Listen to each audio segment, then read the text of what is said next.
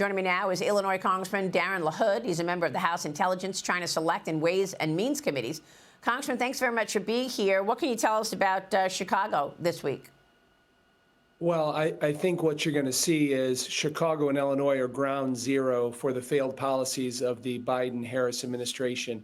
You know, unfortunately, Illinois leads the nation in outmigration of people because of high crime that you just alluded to, high taxes. We're also a sanctuary city, right? We've now turned into a state where we're going to spend $800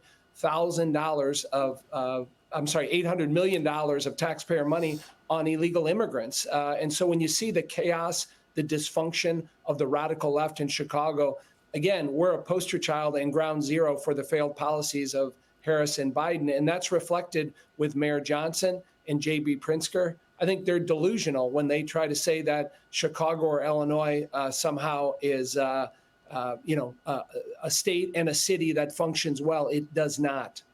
Mm-hmm. Well, the migrant crisis should be in focus as well. You had nearly 47,000 illegal immigrants arriving in Chicago since 2022.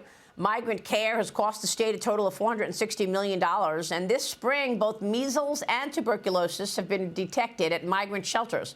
More than 1,300 monkeypox cases since 2022 as well. What should we expect in terms of that element of all of this? Well, we're a border state now. And again, when you look at Vice President Harris, she was the border czar. She was in charge of this. We've had an unmitigated disaster at our southern border, period, full stop. And again, the media has not held her accountable for that at all. And again, Illinois is a poster child because of sanctuary city policies. The fact that J.B. Pritzker is going to spend $800 million of taxpayer money on migrants. We can't afford to pay police officers, can't afford to pay our veterans, can't afford to pay our firefighters. But yet we have $800 million to pay for migrants.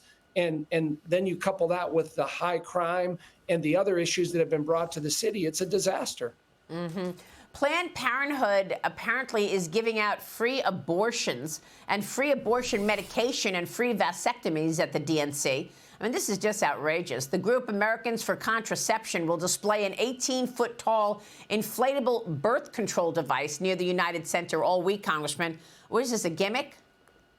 Are these the priorities? The only thing Illinois leads in is abortions, because you have abortion on demand now at any time in the state of Illinois, which is really embarrassing. And so that's the one area we lead in, is attracting people because of abortion on demand. Listen, I love Illinois. We have great people in the state. That's not a reflection of what our state stands for. We're better than that.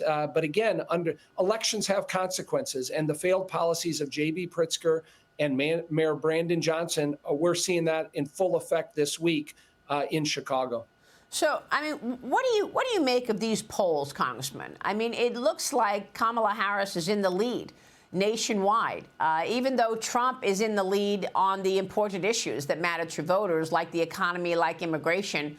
But, I mean, we don't have a lot on, what Kamala Harris wants to do should she return to the White House. She came out with what she's calling an economic agenda on Friday, but it was really all about price gouging and holding companies to account, and no comments whatsoever on the fact that she spent all that money, $7 trillion on her watch as vice president, and that's what led to inflation. She's blaming corporate America, and yet she's still winning, even though we don't have much information in terms of what she would do. We don't know what she would do with foreign policy, although it suggested that she's not on Israel's side. What do you make of these polls?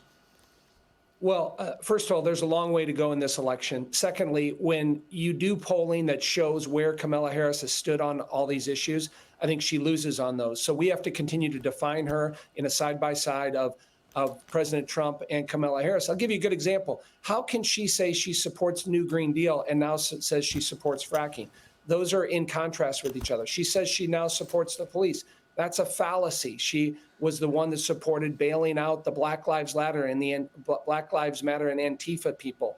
She also says that she is for border control now. Again, that's a fallacy. So we have to again contrast her positions and where she stood on that. I think when we do that and define her the right way to the American people, I think she loses. That's our job between now and the election, is to do that. I think we have the opportunity, but we're going to have to be focused and disciplined and strategic about it.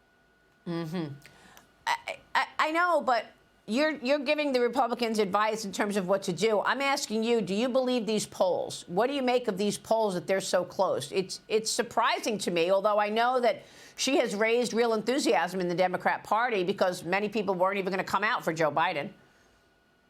Well, listen, you got to follow some of the polls. I'm for that. But I don't think polls matter until after Labor Day. That's when the real focus is going to be on this election. So let's see where the polls are at then. We knew this was going to tighten at some point already. But again, we have to stay focused on defining the Harris-Walz ticket and how radical progressive they are.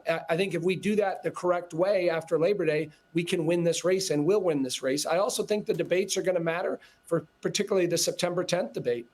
All right. We'll be watching that for sure. Congressman, thank you so much. Darin LaHood joining us this morning in Illinois.